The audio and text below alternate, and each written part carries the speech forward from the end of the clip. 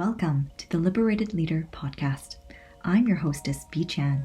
Together, we'll connect with leaders in the psychedelic space and explore the creations they birthed into this world, all in hopes to bring the psychedelic renaissance into the 21st century and spread the message of inner healing.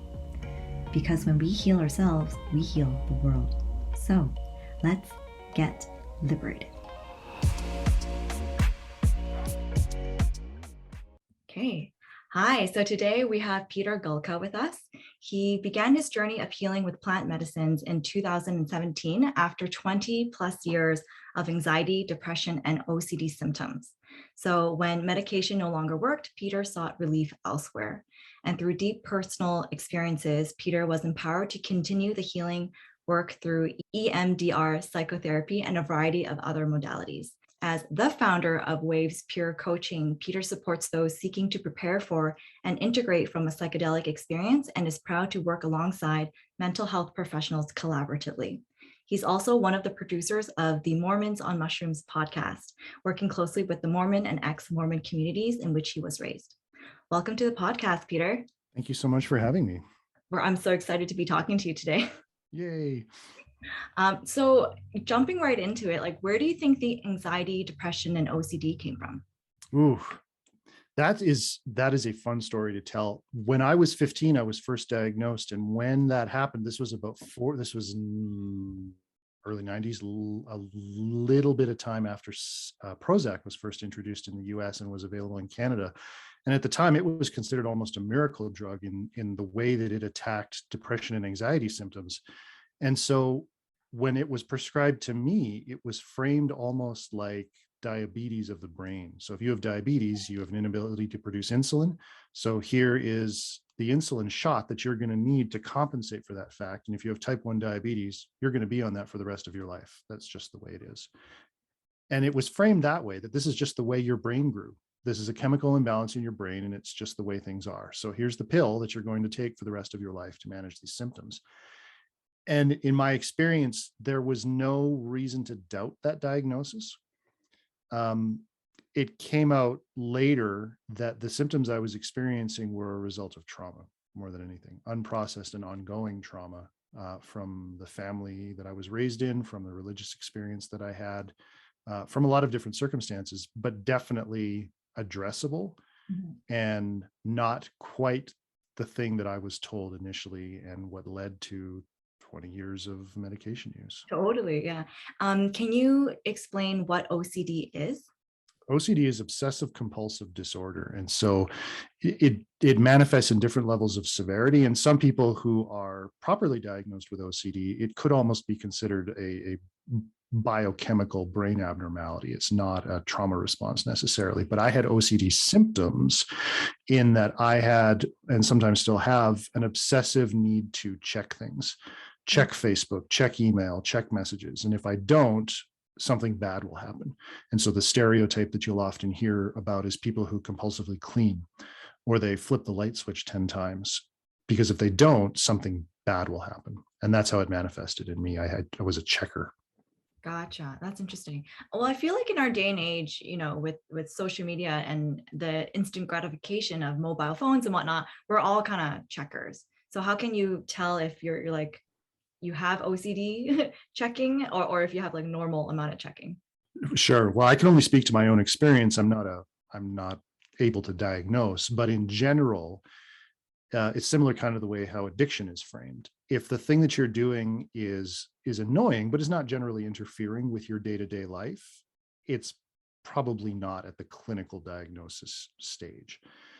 But if it's like, oh, I'm unable to hold a job, my family is falling apart, I can't leave the house, those kind of things, and a sincere, like real desire to try and not have that as part of one's life, but can't stop, that's where it gets kind of problematic. And so there is a bit of overlap when we talk about OCD symptoms as opposed to OCD. There is a lot of overlap with the premise behind addiction. Interesting. And so you said it came from trauma. Could you tell us a bit more about what kind of trauma you experienced? So when I was 4, my parents divorced. And this is only something I realized relatively recently in the last year of therapy, that was the beginning of a number of traumatic experiences through nobody's fault, really. People who were trying to do the best with what they could, but nevertheless, these traumatic experiences happen. So my dad moves away to the other side of the planet. My mom is now single with my younger brother and sister in, the 80s, where mental health and supports for women were not tremendously good. So she had to work all the time to support us. And single moms get stressed. And it was an unpleasant situation to grow up in when my normal childhood behavior became a way for her to vent. And it's a very complex, it's complex for me to describe this because she did the best she could with what she was equipped with, and it was really problematic for me. Both of those things can be true at the same time, and that's really, really hard. Where the most pronounced trauma came in was when I was 10.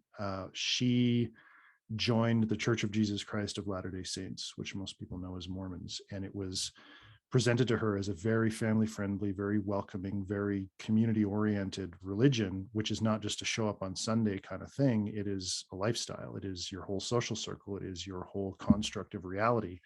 And that's the environment in which I was raised. And the church very much, especially at the time, really was promoting the nuclear family, mom, dad, and kids, as the only viable way to get to heaven. And so here I was with a single mom, and we were unable to have the kind of life that was held up. And that started a long path of, do I really believe this? Well, I don't, but I kind of have to, because I'm surrounded by this all the time, and not participating is not an option. And so the checking really came out of that, this idea that I couldn't show who I really was or who I really thought, because it didn't fit with the narrative in which I was being raised. And if I didn't fit in with the narrative, bad things would happen. So there was a constant need to check and reinforce the mask that I was wearing, though I never would have been able to put this together. It was just happening on autopilot. And that stress, or that cognitive dissonance between, I don't really buy into this, but I'm being told this is the one true path to happiness, never stopped. And that stress and anxiety of those two really diametrically opposed beliefs followed me for decades. And that was where my symptoms came from. And so traumatic experiences specifically would be, my parents divorcing, powerful instances where my expression of my own sexuality as a teenager was really slapped down as being immoral and wrong and evil, which is, normal teenage exploration. Things like that, those stuck with me. Mm-hmm. When you're in an organization that says, masturbation is evil, and like, how do you develop a healthy sexual identity with that when you're told that you have to be married in order to get to heaven and your mom isn't? How do you deal with that? So traumas in instances of very severe experiences, yes, but also these little, slight, slow, ongoing, low-level traumas happened all the time. So I was diagnosed with PTSD a year and a bit ago because of this, but also complex PTSD, which is not the combat soldier who goes to war and comes back and relives their experience. Complex PTSD is a number of sustained low-level traumas that kind of blend together. No one of them is really stand out, but in aggregate, debilitating. That's super interesting. I haven't heard of complex PTSD before. It's definitely the first one that you explained, where the military person comes back home and he experiences his war scenes again. That's like the only, I guess that's like the widely socially accepted concept of PTSD, but there's definitely more. And thank you for sharing that. I didn't know that before. I had a question about, so in the Mormon community, if going to heaven means having that nuclear family, the mom, dad, and kids, and your mom didn't, you only had the mom, how did you or your mom, how was the experience in the Mormon community knowing that she was a single mom? Like, were they that welcoming, or were there pressures to, I don't know, get married again? Or my experience in the Mormon religion was, it's like a mile wide and an inch deep. There's a very strong need to present oneself as being very happy and very fulfilled. And so the outward facing side was we are surrounded by people who love and care for us. But just underneath that, there was this undercurrent of, oh, isn't that sad? Isn't that sad for them? But all the time, growing up, things like father-son camp could go, someone would take pity on me and invite me, but I could never have that. Any of those father-son things couldn't have. That affected my mom too, because she would know that something about the situation that she was now responsible for was causing me and my brother to not be able to experience things like that. And so that, again, starts to just subtly reinforce this sense of you don't belong. Who you really are doesn't fit here, but you still got to wear the mask because it's the environment that you're in day to day. Now, that is not, I really have a hard time, explaining to people who aren't necessarily familiar with the church what the Mormon experience is, because that was mine and that's not everybody's. It took a long time for me to get there because I had a lot of anger towards the structures of the church that I was raised in. But to say that those things happened and people were doing the best with what they knew has become very important to me to communicate to people that none of this was malicious, the stuff that happened to me. It just kind of happened. Got it. Yeah. I definitely grew up with a totally the opposite end of the spectrum where we're non-religious. We're more, I guess, spiritual, if I have to say. And my mom just brought me to like different places of worship. So like Christian summer vacation Bible school, to like Catholic churches, to Buddhist temples and Sikh temples and stuff like that. So yeah, I don't know how to put myself in somebody's shoes who did grow up in a really religious setting. Yeah.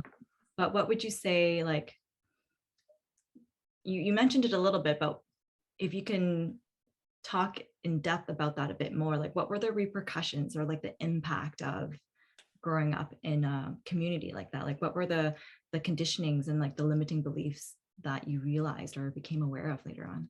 A lot of it had to do with just the immersion in it. Like, this is literally your social circle, or was my social circle. This was, there are volunteer positions that everybody takes on, one or more volunteer positions in the church, whether it's teaching or, music or anything like that, cleaning the building. It's just one's whole life. And so in it, it became so familiar that I didn't really think much of this stuff and how much it was affecting me until I left.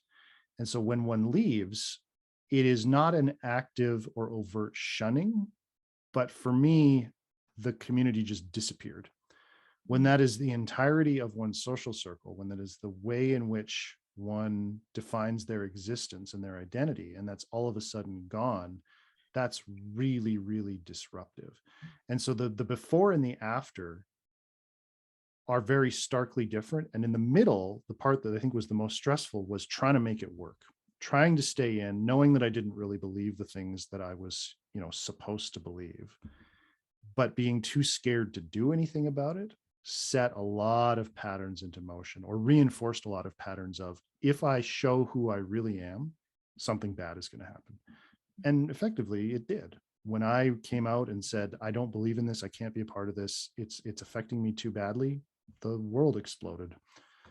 And it was a very, very hard process filled with a lot of anger. And in hindsight, that anger led to me probably doing the most damage to those relationships because of where I was. Who would want to be around somebody who's angry all the time? Not me. But I had no outlet or no way to understand what I was experiencing. And so my world just imploded and collapsed in on itself. And that had collateral damage on, my mom and my siblings and friends, and damaged or destroyed a lot of relationships in that flailing around trying to figure out, well, what now? And it was just a mess. Yeah, I can only imagine. What was the time span there? Like, how long were you part of the community for? And then how long was that middle part of you trying to make it work? And then how long have you left since?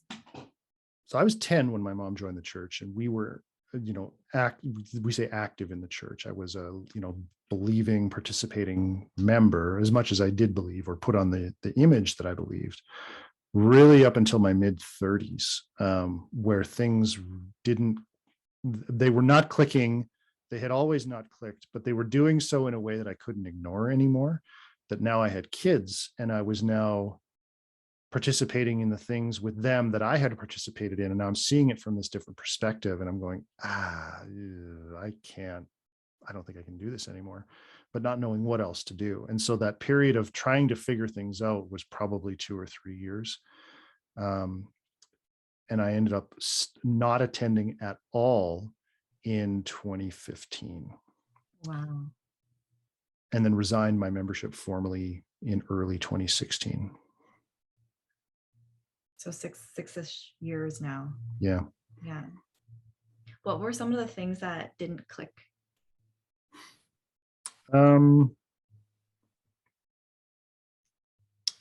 There's this idea called the plan of happiness, where there's this very linear checklist-like model for who we are, why we're here, where we came from, or sorry, where we came from, why we're here, where we're going after we die. Mm-hmm. And in this particular life, there's a checklist of things that you need to do in order to essentially graduate to the highest degree of heaven. You have to, attend your church meetings and pay tithing a certain amount of money to the church, and you have to attend the temple and go and participate in specific ceremonies, and you have to get married in a specific way, and you have to have kids, and you have to live your life in a very, very narrow channel that is predefined for you, and that dictates sexual orientation. It dictates opinions on relationship status. It dictates all these things that one must adhere to in order to qualify for not going to hell, essentially. And more, I was realizing this sense of, I'm being told what to believe, but I don't actually believe it. But the language is such that this is the expectation. And well, of course you believe this. You wouldn't be a member of the church if you didn't. Mm-hmm. And this is the requirement. So why would you do anything else?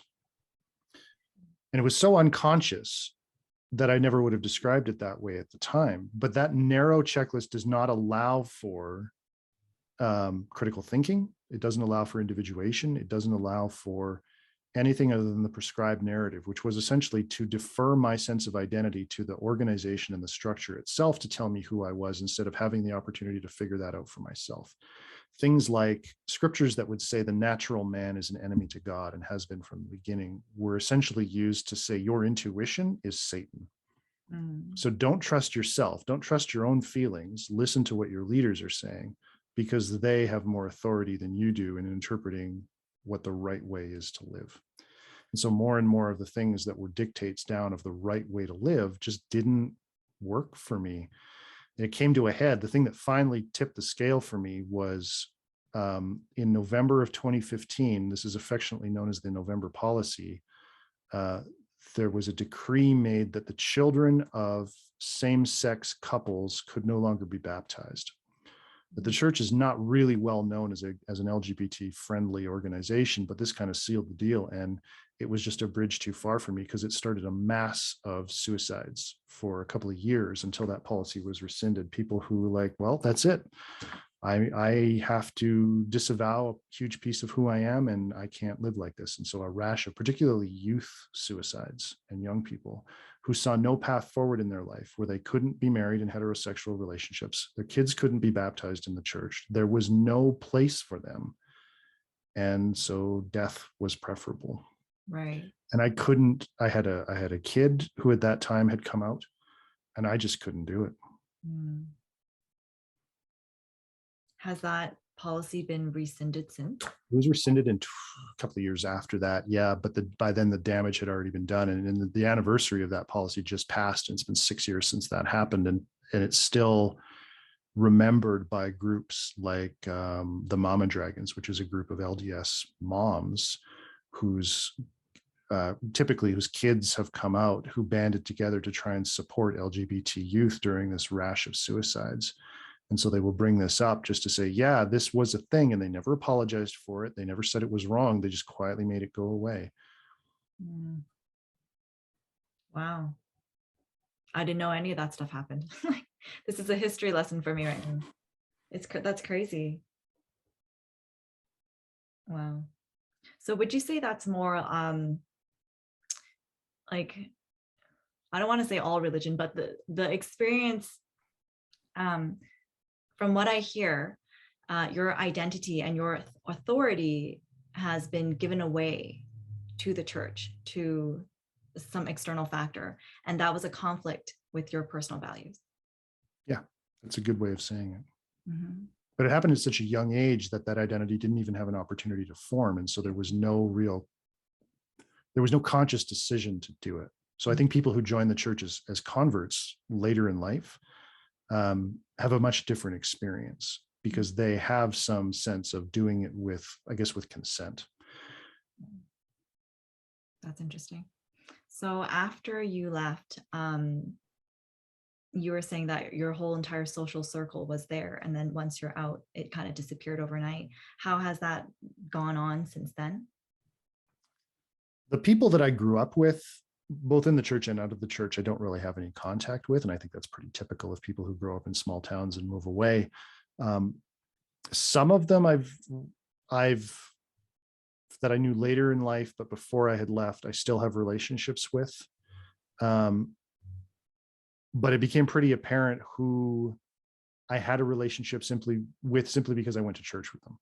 Right. But there are people where that was not the basis for the relationship, where those friendships were rekindled or had endured while I was busy flailing about being angry at everything, and have since calmed down. And that has provided space for those relationships to rebuild or reform or shift into something where the religious affiliations, either them still being Mormon or me not being, doesn't matter anymore, which is kind of cool, actually. Yeah. Is that encouraged for someone who's active in the Mormon community to have friends outside of it? It wasn't when I grew up. Those are weird. I hesitate with these kind of questions because there's a lot of things that are not overtly said, like over the pulpit, but they're just in the zeitgeist in a way that like everybody knows it, but nobody says it. And it's hard to pinpoint where it actually comes from. So yes and no. No, that was never expressly told, but it was strongly, strongly implied over and over and over again that unless you're friendshipping somebody for the purpose of joining the church, it's probably best to be friends with people who are members of the church. And again, my personal experience was that, but I've heard stories of people who had the complete opposite experience and they were as devout as I was. It became very community specific. Even though the church kind of predicates itself on being the same everywhere, no matter where you go, there are very much situational experiences based on the place in which someone grows and that particular group of people that would be in your congregation. So my experience would be arguably more sort of fundamentalist than maybe a large city. Someone from a large city would have experienced, or a more liberal city. Where did you grow up, Joey? I grew up in a small town east of Edmonton in Alberta that had about 5,000 people in it growing up. So it was a very, very small town and a very small congregation, but there was a very large youth component when I was growing up. And so there was, I don't know, 20 youth at any one time. And so that was plenty of a social circle for all of us. Yeah, sounds like it. You mentioned the topic of anger after you left for a couple of years. How did you cope with that? How did you handle that? Badly. In the grief cycle, anger is a stage of the grief cycle. But what happened to me was I got stuck there. Anger at the life that I felt had been stolen from me, anger at my mom for subjecting me to what at the time I was referring to as a cult, anger at choices that were never presented to me in a way that I could give informed consent. Really just being so upset at the years that were stolen and the experiences that were stolen from my life, or I perceived to have stolen from my life. Because one of the things that happens along the way is, like, I was married at 19, we were having kids by 24, and we had 4 kids. So all those experiences that people would typically have in their teens and 20s before they start that process, I never got to have. So it was very isolating in trying to build a new peer group when I have a bunch of kids at home. And I'm exhausted all the time and am mad because I had been struggling with this expectation of, this is how my life should have gone. Here's how it did go. And the difference between those two is where that anger came from. And not really having a lot of good mental health treatment that I was participating in at the time, still dealing with all these symptoms that I was medicated for so long, all of that kind of happening at the same time was just this burst of unfelt emotion that came out as anger. Yeah,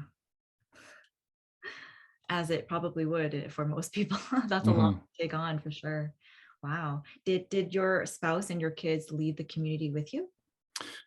Their status is what I would call complicated. A couple of them who are older have decided not to go back anymore, um, but it wasn't as clean a break as I did. Hmm, gotcha. And so in the process of dealing with all the stuff that's going on, all the all the anger and resentment and things like that, is that when psychedelics entered your life? Yeah. So that gets us to, like in the bio we mentioned, around 2017, I was off medications by that point, but I was so desperate for something because my symptoms were still there. I was still angry at everything. I was struggling with navigating the day-to-day in my life. And I was desperate to find something to help me. And so I stumbled upon an article, I think, about how psilocybin was being researched for depression and anxiety. And so I decided to try and find a local psychedelic group. We were living near Calgary at the time, to just talk to people, learn things. And so I found the Calgary psychedelic community. And there was a particular gentleman who was running discussion circles the first Tuesday of every month out of his home, his condo. And so I started attending these and asking questions and vacuuming up and being a fact checker for a lot of the discussions, and just really immersed myself in this. And one of the things that I've realized in hindsight is that I was so desperate for people to connect to that this became my new community. And I didn't realize that until long after. So it became about the people more so than the medicine. But what happened is, by becoming an active part of that community and helping, not only attending these events, but participating in the discussions and helping with logistics and things, sometimes had the opportunity to attend some medicine retreats, group retreats. And so my first experience was in late 2017, early 2018, with 12 or 15 other people at a retreat center that had been rented for us, where we stayed for the weekend. And it was one of the more powerful experiences of my life. Wow. Could you tell us a bit more about your first time? How was it powerful for you? I am not a visual medicine experiencer, so I don't get the fractals and the distortions and all that. I don't have a lot of mental images going on at all, let alone in medicine experiences. I remember the emotional sensations about it. I remember the physical space that I was in, and I remember hearing all of the other people around me having their own experiences. The biggest takeaway from that experience was this deep sense of oneness and connection. It felt like that this reality that we're in was a dream. And I woke up from that dream for a little while and sort of stretched and looked around and realized who I really was, and remembered, oh, when I go back to sleep, I'm going to forget all this. So it became a very playful experience where I was saying, okay, I'm going to put clues all over the place so that when I see them, I'll actually remember who I am and I won't forget. So I'm going to arrange the stars in a particular pattern, and I'm going to invent music, and I'm going to embed things in music so that I won't forget, and things like that. And it was a very fun and playful and joyous experience. But then I'm like, okay, I'm ready to go back to sleep now. And that's when I came back here. And that has always stuck with me. And there aren't a lot of images to that. There's a lot of sensations and a lot of feelings, like I had an internal monologue going on. But that's been more than plenty. And that's almost 5 years ago now. And 4 years ago. And it has stuck with me solidly. And so I didn't handle myself particularly well when I came back from that experience. Telling one's spouse that I am the universe unprepared is maybe not the gentlest way to have a conversation about what one's first experience was like. So it was a bit tricky to navigate coming back to the real world after that. That was a heavy dose. That was 5 grams, I think, of psilocybin, that experience. As my first introduction to that space. That's crazy. That's such a big dose for like your first time ever. Yeah. Right? Yeah. Wow. So that just reminds me of an experience that I've had when I forget what I was on, probably ayahuasca or something, but like just me being the creator of my universe, that message was really clear. And it sounded like it was very similar for you as well. Very, very similar. And not just the creator of my universe, but I was everything. And that all those people around me were just different manifestations of me. And that's, I guess that's something that's maybe more pertinent to how I live my life now, is this sense of recognition that I am just in this limited form experiencing things the way that I am, because this is the only way I can experience things from this perspective. And that source or that energy that was manifesting all this really just wanted to experience as many different things from as many different perspectives as possible. And that actually leans heavily on some Mormon theology that has found its way woven into my interpretation of my experience, which has actually been kind of cool from the perspective of reclaiming part of my own personal experience in my religious upbringing lately, which I couldn't have done for years. But this idea of I am myself, I am you, I am all these other people, has influenced the way I interact with people. So you're not some completely separate thing from me. The tree outside in my yard is not a separate thing from me. It's just me in a different form. And I think it's helped me be a lot more patient, a lot more forgiving, empathetic, because why would I want to hurt myself? Yeah. Yeah. And you're saying that that's also a Mormon theology as well? The idea that people have a pre-existence before they come here, and that we made an active choice to come to Earth, and that when we came here, our memory was wiped. Because if this world is essentially a test of our character, the only way to have an authentic testing experience is to not remember where we came from. Because if we remembered, it would throw the results off. And so it's a fun experiment to go between the spaces of, I had such a powerful experience.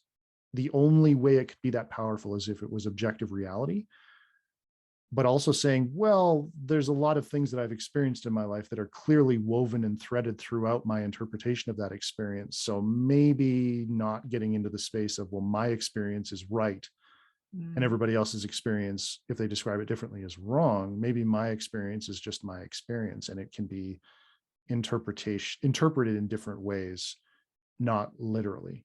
When I was raised in a space that had a very literal way to interpret the mechanics of before we were born, why we're here, after we die, it takes a while to get out of that paradigm, because I didn't even realize it was there.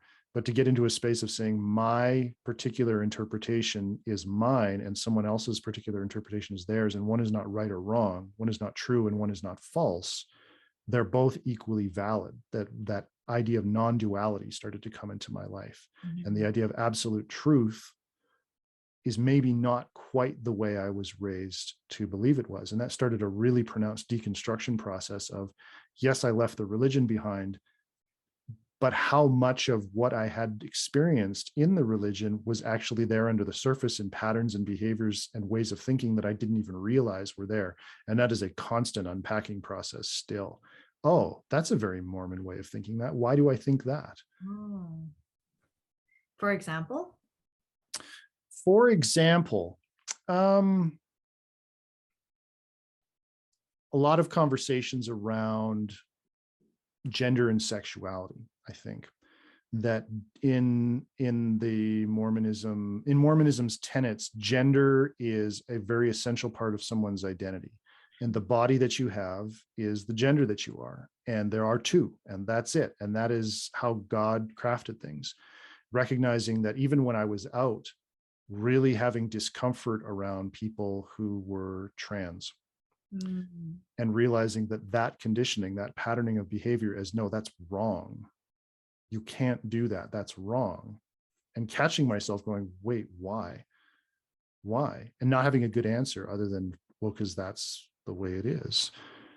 And that's the really tricky part for me, is those patterns come up, but they're so right in my face in the moment that I don't have a lot of perspective to see what's around the edges of them. They're just kind of happening. And so because they're all I see or all I'm experiencing, they feel like objective reality.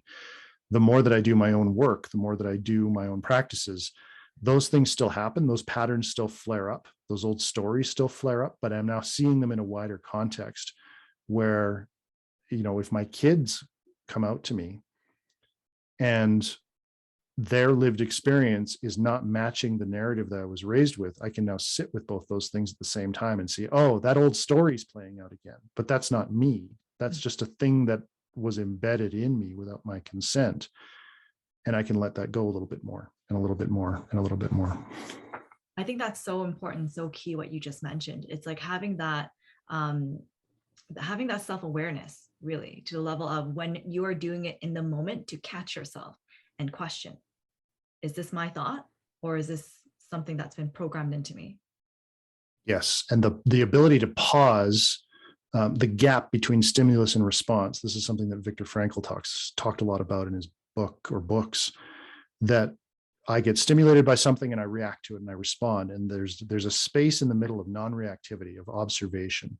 And in the meditation practice, it's essentially sticking a wedge in that and trying to widen it. And so mindfulness or presence or being in the moment is being in that particular space. And so as I've done my own work, that space has widened. And so if I'm going to react or behave a certain way, I'm more frequently consciously choosing what I'm going to do, rather than just unconsciously letting a patterned reaction dictate what I say or how I behave or what I think. Yeah. So important. I've definitely noticed that in myself as well, as I get older and being more experienced and doing a lot of work on myself as well, just catching myself in the moment. And it's hard. It's like in the moment when you're so agitated, you're in that fight or flight and you choose to fight, it is actually quite difficult to just like stop yourself in mid expression, or like before you release whatever, that rage or that anger or that sadness, and think for a bit. How can people cultivate that more? It's going to be different for everybody. Exposure, I think, to as many different variations of mindfulness practices as possible.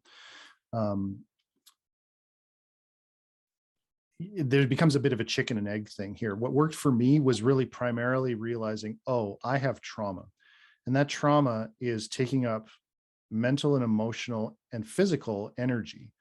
And all that energy that's being taken up to deal with and cope with that is the reason why I snap at people. It's the reason why I get frustrated when my kids don't do their chores. That recognition of, oh, I got to deal with this stuff that happened to me a long time ago, and that makes space for a different way of being, was really important to me. So when I had tried mindfulness and meditation practices before, I couldn't do it. Like my mind wouldn't shut up. I couldn't sit. It's because I was trying to add something new when there was already no space. So I needed to first start a process of clearing out the mess that was there before I could start add something new. So that's where the medicine work started. So my psilocybin experience, one of the common analogies is shaking the snow globe.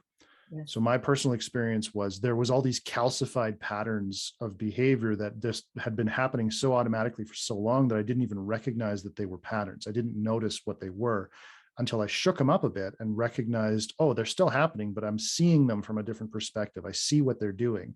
And that gave me a little bit of space to start doing therapy, which had started to directly address those individual traumatic memories and start to categorize them and put them in their proper place. And EMDR has been amazing for me in order to do that trauma processing. So as those things are no longer affecting me the way that they were, now I have capacity. Now adapting a mental or a mindfulness and meditation practice has been a lot easier because I have capacity that I didn't have before. And so the continual processing of my stuff increases my capacity level. And that capacity gives me the ability to entertain different ideas or different ways of thinking, or adopt new practices, or interact with people in a different way that I just couldn't do before because I was in survival mode, that fight or flight place. I just got to get through the day without losing my mind. Yeah. Was because all this energy was taken up by all these other things. And whether you believe in energy or not, that's the best way that I can think to describe it, is the mental toll of coping with unprocessed trauma was too much for me to do and be the things I wanted to do and be. I think that message is so key. It's like, basically you got to clear out the old in order to welcome the new, Right. So how do we get people to recognize that they have trauma and that it should be cleared out? That is one of the gifts of COVID, actually. I think it's safe to say that everybody has trauma, Yeah. but it's going to necessitate acceptance of trauma with a certain definition. So one of the best things that I can think to recommend to people is a book called The Body Keeps the Score. It's written by a gentleman named Bessel van der Kolk, and he was part of the team that actually got the PTSD diagnosis or diagnostic criteria added to the DSM-4. We're now at the DSM-5. He hasn't been successful in getting CPTSD admitted into the DSM yet. But he wrote this book a few years ago, and it's not just another book by another guy. He's actually the lead researcher in the current MAPS MDMA for PTSD clinical trials that are happening in the States right now. So trauma is kind of his bag. And so my interpretation of the way trauma is defined in that book has been, if you have a memory that, because of the specific experience that was going on when that memory was formed, it's kind of free floating. It doesn't have a date stamp or a time stamp. And so when we use the analogy of the soldier coming home from war, the reason why those flashbacks happen is because something conjures up a memory that the situation feels similar to the way it did back then, but it's not, oh, that happened a long time ago. Because there's no date stamp, their body is literally experiencing that thing again. So if they were in combat, they're in combat again. So what things like EMDR do is they help to add the context to that memory, and it's able to be filed away and to say, oh, yes, that was awful, but it's a thing that happened a long time ago. And now that constant repeat of those flashbacks doesn't happen anymore. The problem with that extreme example, it's great for illustrative purposes of describing what PTSD is, but it belittles the reality of trauma in everyday life. So another analogy that I use with my clients a lot is, if you're 3 years old and you're holding the biggest ice cream cone you've ever had, and that ice cream, for whatever reason, you trip and the ice cream falls off the cone on the ground, that can create a traumatic memory. Not because it's traumatic the same way combat is traumatic, but it's traumatic in the sense of it's maybe an unexpected thing. How did people around you act when that happened? Did that memory get embedded in your brain in a way that doesn't have a date stamp on it? So the extension of that one would be, I'm an adult, I go and get an ice cream cone. Unconsciously, I hold that cone a little tighter. I'm watching the way I walk. I'm anxious about the ice cream falling on the floor. Why? Because I feel the same way that I did when I was 3 when I got that. And so EMDR starts to tackle all of these different things by finding these memories, giving them their proper context, and then they just don't bother me the same way that they did before. Wow. I'm learning so much. Thank you so much, Peter. I need to qualify regularly. I am not a clinician. I am not a therapist. I am talking from my own experience. So that is the most important thing I think people can know. What actually is trauma? And are we, when we talk to somebody about it, are we using the same framing or the same definition? That is a useful definition to me. Is it clinically accurate? I don't know. It works for me. Yeah. So from that place, okay, well, what do I do with that? Well, recognize that that isn't going to fix itself. The adage, time heals all wounds, is really dangerous. No, it doesn't. This stuff sits and it waits and it takes up energy and it leaks out.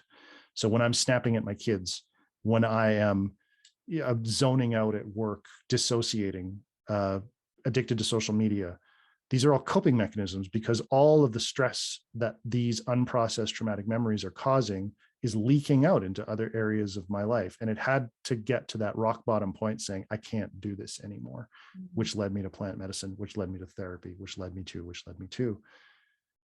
But the starting point, the recognition of what is actually happening to me right now, and go from there. Wow. I have 3 questions for you. All right. Okay. So I think when we talk about trauma, a lot of people know it's like, oh, I got assaulted or I got abused or like, went to war, like those really big ones. We do know that is trauma. But when you were talking about it earlier, they're lower level traumas, the ones that we sustain on a daily basis, that builds up over time. How can we recognize that? For me, the recognition came when the things that, let's say from the church experience, things that were very repeated patterns because of particular rituals or ceremonies in the church that we would do every week, that were bothersome then, they continued to be bothersome after I no longer went. So embedded patterns of behavior are still occurring, even though I'm no longer in the circumstances in which they originally occurred. So again, an extreme example would be if you were abused by a parent and that parent passes away, but you're still experiencing the same feelings and sensations about them when other circumstances come up, there's a part of us that does what it can to try and keep us safe emotionally and mentally. And those parts don't often know that the thing that caused those problems in the first place isn't happening anymore. They're too afraid to let their guard down for the risk of that thing might happen again, and I'm going to do my darndest to protect you from it. This gets into the world of what's called internal family systems, or IFS, which is kind of like, it's another therapeutic modality, kind of like EMDR is a therapeutic modality, but IFS takes the idea of psyche by committee. And so if you have a traumatic experience or a series of traumatic experiences and your mind and your emotions try to protect themselves, that part's just going to keep doing what it thinks it needs to do forever until somebody tells it it's okay to stop and that it's safe to stop. And so that would be one of the best ways. You're no longer in that circumstance anymore, but the pattern is still going. Gotcha. It's self-sustaining at that point. So is it always, is it possible to recognize it in the moment, or is it kind of always in hindsight that you're looking back to be like, oh, I'm still suffering from this, even though it's gone? It depends. I mean, ideally, you're recognizing it as it happens, but I'm not sure exactly how to replicate those circumstances for people. But if you, let's say you're at work and a coworker or your boss is a little upset and raises their voice a little bit, and all of a sudden you're 3 years old again, and it's your dad yelling at you. That noticing, that response I just experienced seems disproportionate to what actually happened. Those kind of things where my reaction doesn't seem to match the external circumstances, that would be a clue. That's interesting. Would you say, is it possible, or is the goal to eradicate all your trauma? For me, I think I used to think so. I had been in that space of let go of what no longer serves, and I was interpreting that as get rid of, eradicate, purge. I've softened on that a little bit. I think that the things that I've experienced in my life, as I've processed them, I haven't forgotten them. I still remember them all. They're there, but they don't bother me the same way anymore. But the benefit or the joy in that realization is when I sit with someone who has had similar experiences to me, it makes it much, much easier to hold space for them, to empathize with where they are. And I don't think I could do that if they were eradicated, like if I forgot them or I couldn't remember what it felt like to be in those spaces. But to be able to recall it in a way that isn't troubling or bothersome or disruptive to my life, that turns them almost into useful tools. Yes. Agreed. Is it possible to work on all of your trauma? I feel like I'm going to be doing this in layers for the rest of my life.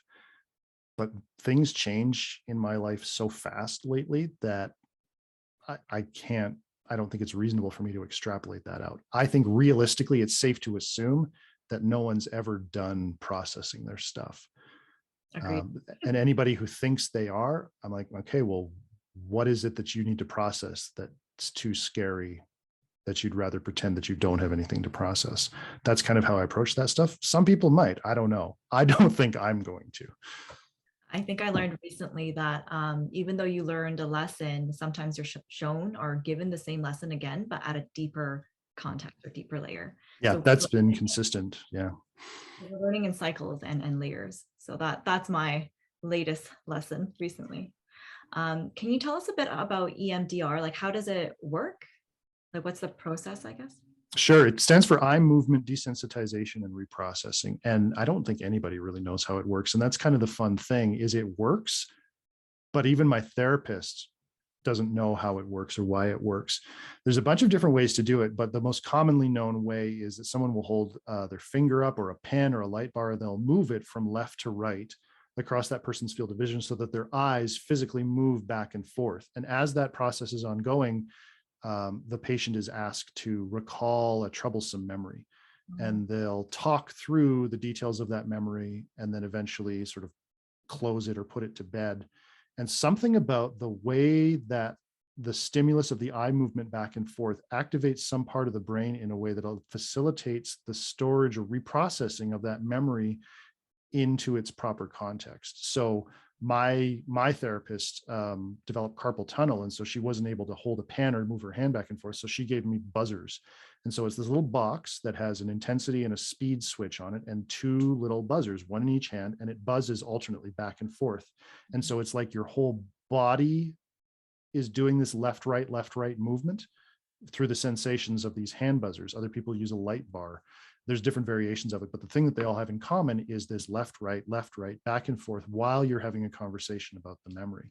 And so in my particular experience, you'd pick a memory to start from, you'd close that, and then the therapist would ask, oh, what comes up next? Or what else? And there would be could be completely unrelated memory about something. And I had this a lot, things that I hadn't thought about in years. But I'm like, oh yeah, that's a thing that happened. And then we'd process that, and then we'd process that. And, for an hour or however long your session is. And they're exhausting for me. They were really exhausting, but like I just ran a marathon kind of exhausting. Look at what I did. Look at the work that I did. It felt like work more than typical talk therapy did for me.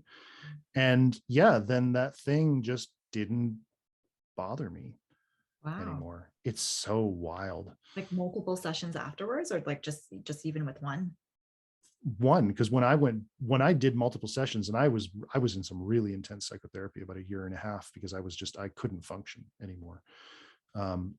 It was weekly for a couple of months, and then it spread out. Since then, I go back once every couple of months now. Wow. Just for kind of maintenance and new stuff that comes up. But it was different stuff every time. I would never go back and do the same thing twice. Right. Wow. How do you process it, or how do you close it out? Are you literally just retelling your memory of it? Yeah, like a visual image would form. I think sure everybody's different, but for me, a visual image would form, which was always fun because I have trouble forming visual images. Same thing in my psychedelic experiences. I don't get visuals. But I would get very clear visuals, and I would describe the experience and describe what I was seeing. And sometimes they would be specific memories. Sometimes they would be amalgams of memories of things that happened multiple times, but they would be squished together into one visual, and just talk through them.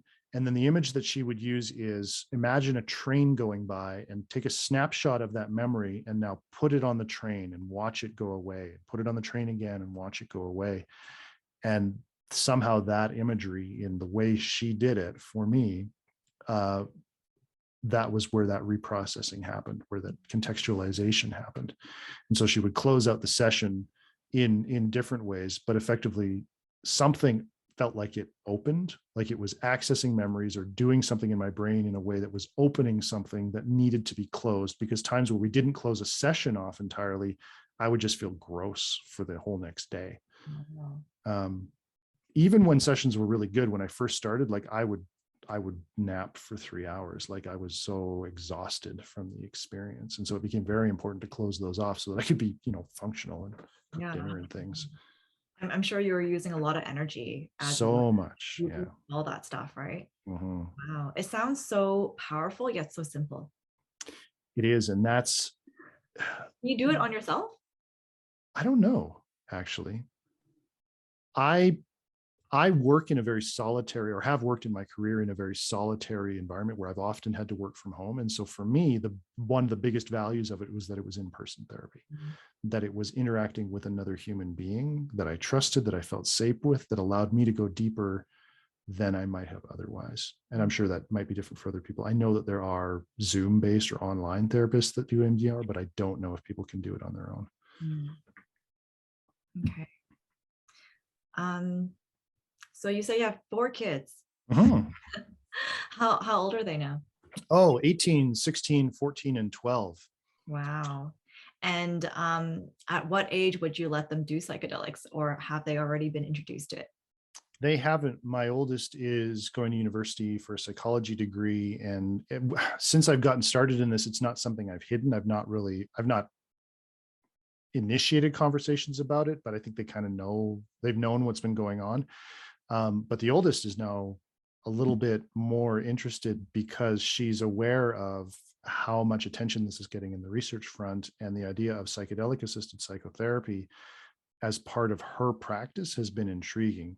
But it's, first year psychology program. So, we're not really sure when the right time is to introduce that. And there is an argument about any kind of substance use that the brain doesn't finish fully developing before somebody's 25. And so I don't really know quite yet. If she hasn't told me. But I think one of the desires that I've been fiddling with is what would it feel like to have one of these experiences with my family one day. Definitely. That reminds me of like indigenous tribes in, like, say, Mexico, South America. I hear that they actually do it in their family unit. Mm-hmm.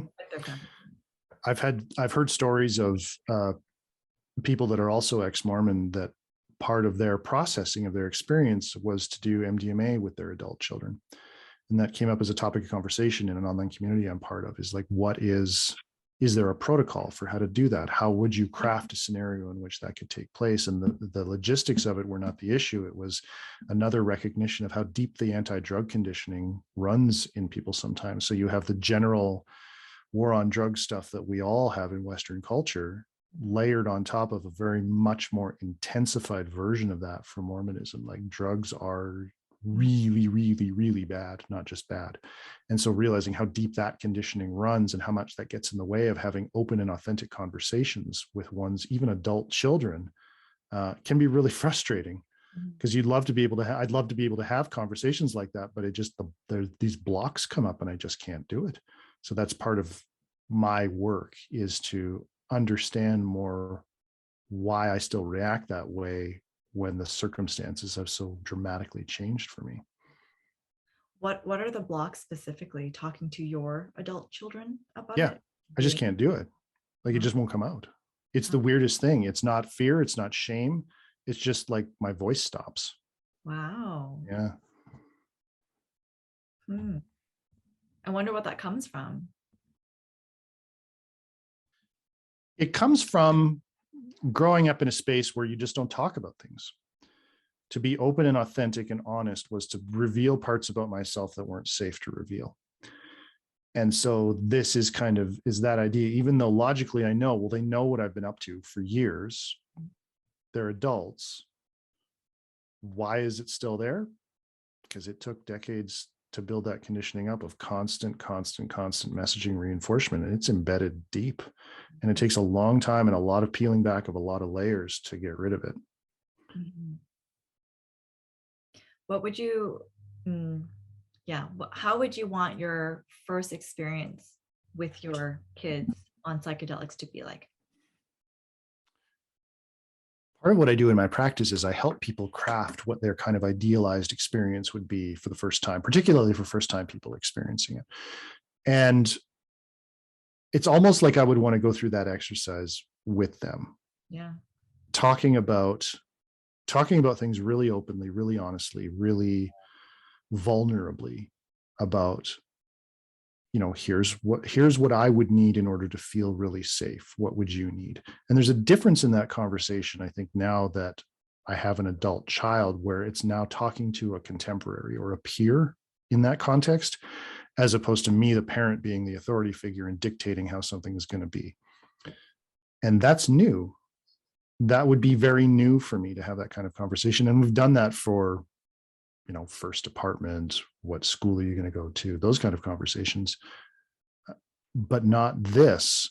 But I would really like it to come from that place but it feels like it requires for me a certain amount of feeling safe to be vulnerable in a way that doesn't feel like it risks what their image of me would be. Because that would be a different interaction than we'd ever had before. And then here I am, just a human. Yeah. How scary is that? Pretty scary. But I think it's so cool that you are like open to it and your kids already know that that's the type of work or the line of work that you're in.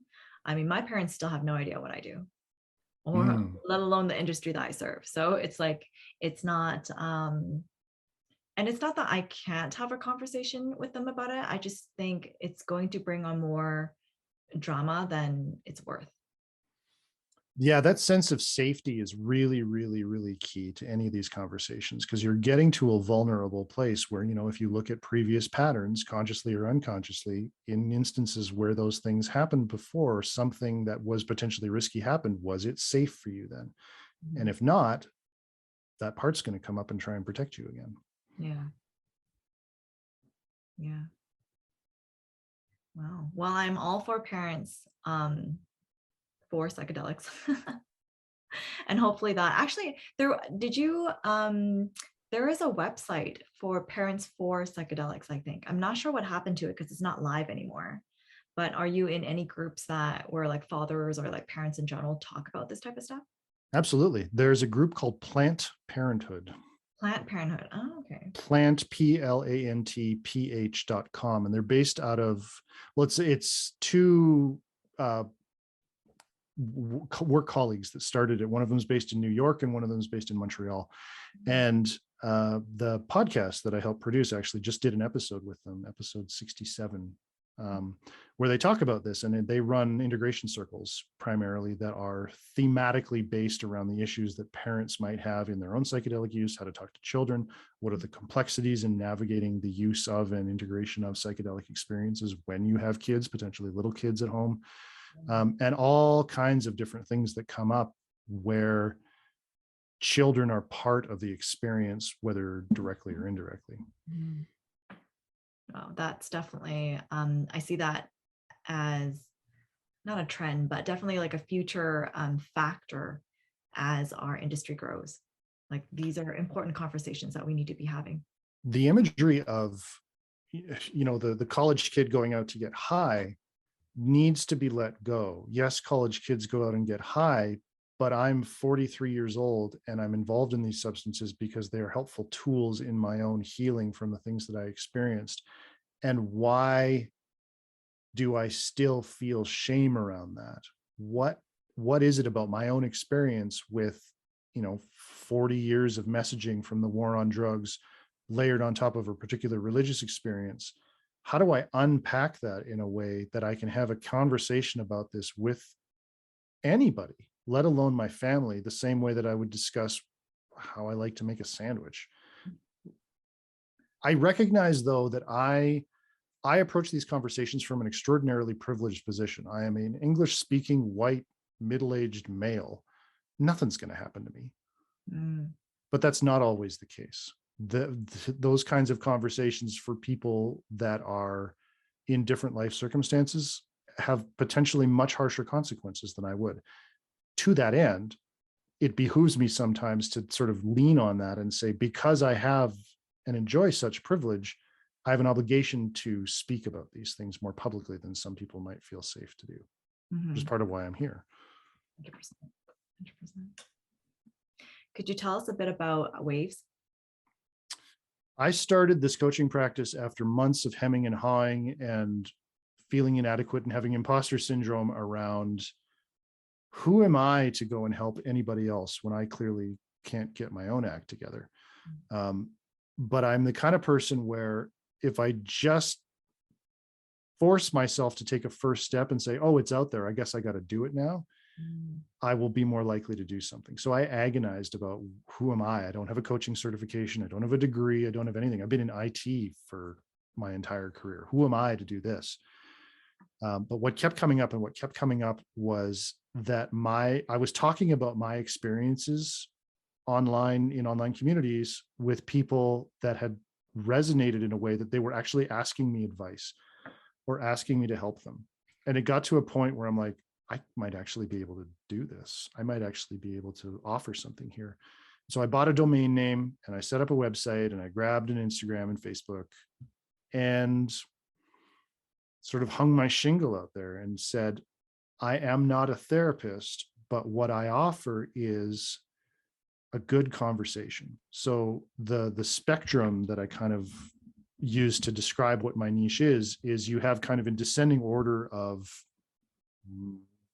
education, certification. You have psychiatrists, psychologists, therapists, counselors, life coaches, and then me. I'm not in competition with any of those things. In fact, what I'm trying to do as much as possible is show how my work and the work that underground practitioners do in general is complementary to the emerging therapeutic model, where if somebody's going through the formal mental health care system that we have in the West, there is value in drawing from both worlds.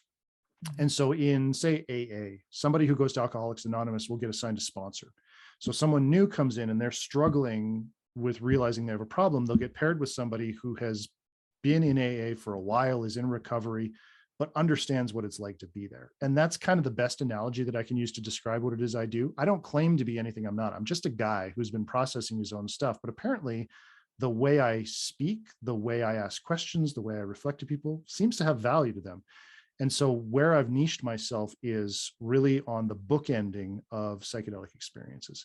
How can I prepare for a psychedelic experience that I'm doing with deep intention? And then how can I integrate what I experienced in that into the rest of my life?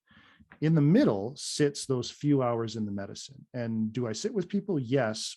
But to me, those are almost a side effect of the experience for the people that I really want to work with, which is I'm trying to change the trajectory of my life. And I think this is a tool to help me do it. What that has led me to is a lot of work with people who come from the same life circumstances as me, typically ex-Mormon or ex-religious people whose identity and community collapsed after they left. And they are trying to figure out who they are. And they think this is a tool that might help them do it. Now, it's not the entirety of the clientele that I work with, but it is a large chunk of it. But the thematic idea of how do I integrate from an experience that might have fundamentally altered the way that I perceive my place in the world? How do I go back to work after realizing I'm the universe? Those kinds of things. And that is such wonderful, joyous, engaging work. Definitely. I hear that. 2 points that it reminds me of. One is, when you're humming and hawing about it until you finally bought the domain and you put it out there, right? I think for most people, to be honest, it's probably the same struggle. And it's that it's really a matter of, is it more important to have or keep that fear of inadequacy, or is it more important to go out there and help people? That is probably pretty close to where I made my decision. Is, yeah, my fear was not as important as the drive to feel like I had something to give back, that I had something to contribute, particularly to a community that had given me so much. How could I not give back? I ran into this, it was a little sort of free web seminar on how to build an online course that I ran into. And this term stuck with me much more than any of the content in the course, which is this idea of a 10% edge. If I know 10% more than somebody, I am perfectly qualified to share that with them. Not from a position of, I'm an authority figure somehow, and I will bestow upon you my knowledge, but no, I'm just a guy and I know some stuff. And if I know more than the person who's listening to me, then maybe they'll learn something. Mm-hmm. And so it's really helped me to teach the things that I communicate to people, the way that I frame conversations, to really reinforce the idea that I don't know what I'm talking about. I only know what I've experienced. And if my experience somehow has some relation to what you're trying to do or what you have experienced, then maybe you can pick something up from that. But I'm very, very careful not to present myself as a guru or anything like that, because I don't know what I'm doing half the time. I forgot to put socks on this morning. I don't know what's going on. But I have had enough experiences that have made me see, oh, maybe I do kind of know what I'm talking about a little bit. So I took a psychedelic psychotherapy course all through October of 2021. The biggest thread through all of that, this was a course directed at clinicians and practitioners and psychiatrists and psychologists. Like, what am I even doing there? I happened to get in because a friend of a friend. they kept reiterating this idea that people who are trained in Western psychology, psychopharmacology, psychiatry have more to unlearn if they want to get involved in working in psychedelic assisted psychotherapy than they do have to learn. And so 80% of the course material that we went through, I'm like, I know this stuff. I know this stuff. I could speak to this intelligently. Holy cow. And that was really a huge boost for me to say, oh, maybe I do know what I'm talking about enough to sit comfortably in my niche, not present myself as something I'm not, but know that there is a certain portion of the population that's going to really resonate with me. I'm not here to convince anybody that I have the way. I'm not trying to convince anybody of what I do, but I want to find and connect with the people and attract the people to me that resonate with what I do and how I do it. And that's kind of how my client base is formed. Just casual conversations in online communities. Some people trip over my website, most people don't. But it happens very organically. And I don't put a lot of effort into marketing, mostly because I'm not very good at it and I don't like it. But people find their way to me, and that feels really good. That feels more like a space I want to sit in lately. Mm-hmm. I think you hit it right on the head. The second thing I was going to bring up was, you don't have to be an expert. You don't have to be a guru or of any sorts. You just have to be a couple steps ahead of the person that's helping. Yeah. And I think it's very encouraging, like that. Out of all the things I've learned about my trajectory of my experience is that the fear that I had for so many years of it's not safe to be seen, it's not safe to be who you really are, has pivoted dramatically. I mean, it's not all the way there. I continue to do this work, but it has pivoted dramatically to not only is it safe to be seen, but you have something to share with people. You have something to offer people to help them in their own journey of healing. And potentially you have an obligation because of all the things that I've experienced and the things that I am recovered from and in recovery from, gives me a unique perspective on religious trauma, for example, that may be the only way that somebody might have something click for how to get past what they're experiencing is because of my personal experience. That idea that I am my own medicine.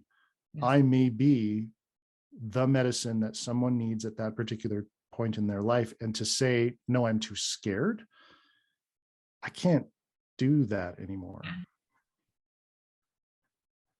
I totally resonate with that. What is next for you in your journey? Ooh, so much. I am not doing the coaching thing full time yet. That is aspirational. I would love it to be a full-time income stream, but I do some fundraising and technology consulting on the side. And part of that work is it's starting to incorporate more things around plant medicine and the coaching. And that's been the fun part of the adventure, is the merging of my experience as a consultant in nonprofits, my work in community building, particularly online communities, and my work as coaching. I had seen as 3 different ways to provide an income stream to help me provide for my family. But increasingly, those worlds are overlapping. The Venn diagram between them is turning into a circle in ways that I didn't expect. And so the short answer is, I don't know, but it sure is fun to watch whatever is happening unfold. And something is unfolding that feels like it's bigger than I could have come up with. But I'm as excited as you to find out what it is. Well, we'll definitely be in touch, so I'll know. Yeah. Yeah. Cool. So before we go into the lightning round, where can our listeners connect with you online?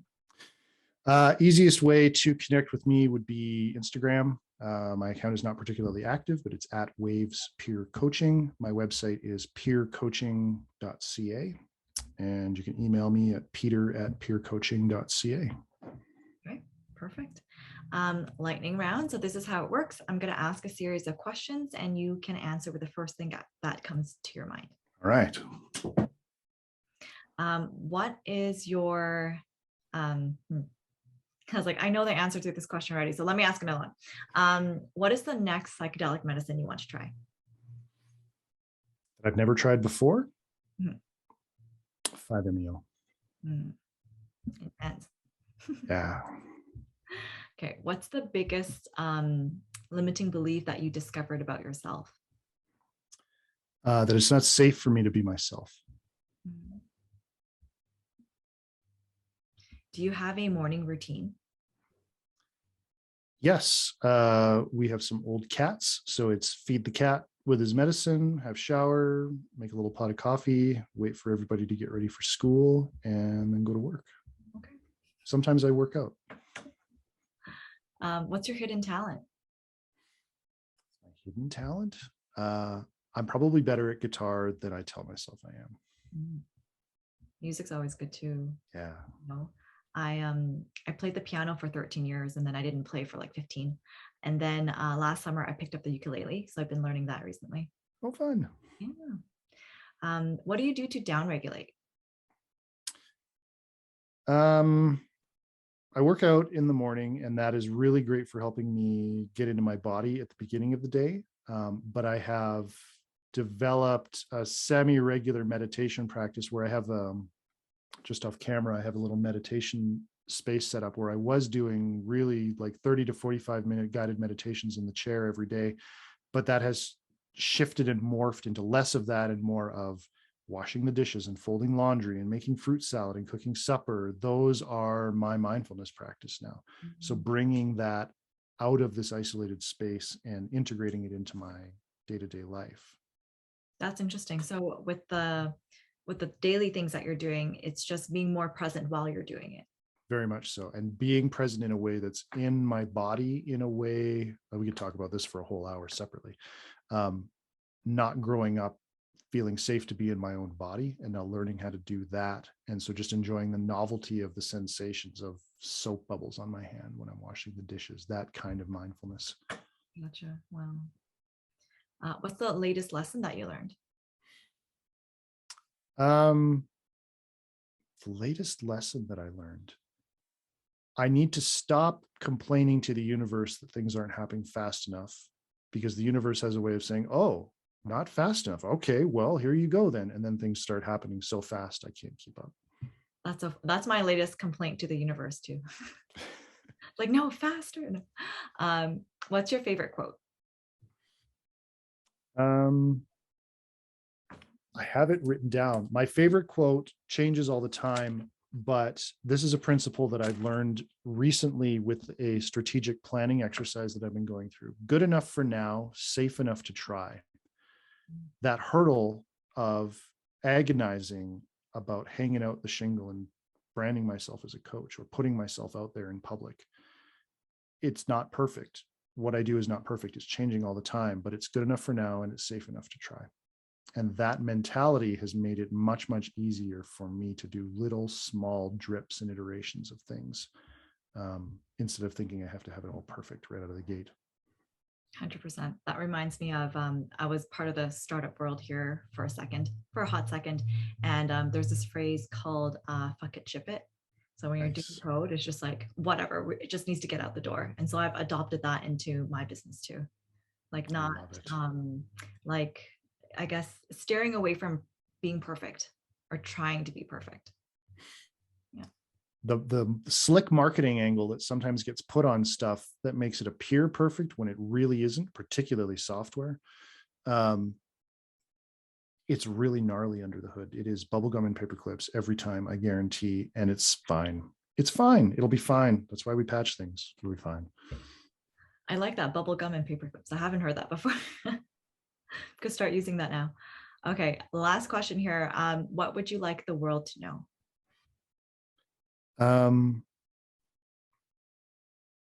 The insurmountable problems that appear to be inexorably tied to these gigantic systems and structures. COP26 is happening right now. The climate crisis is a topic of conversation, feels impossible, insurmountable.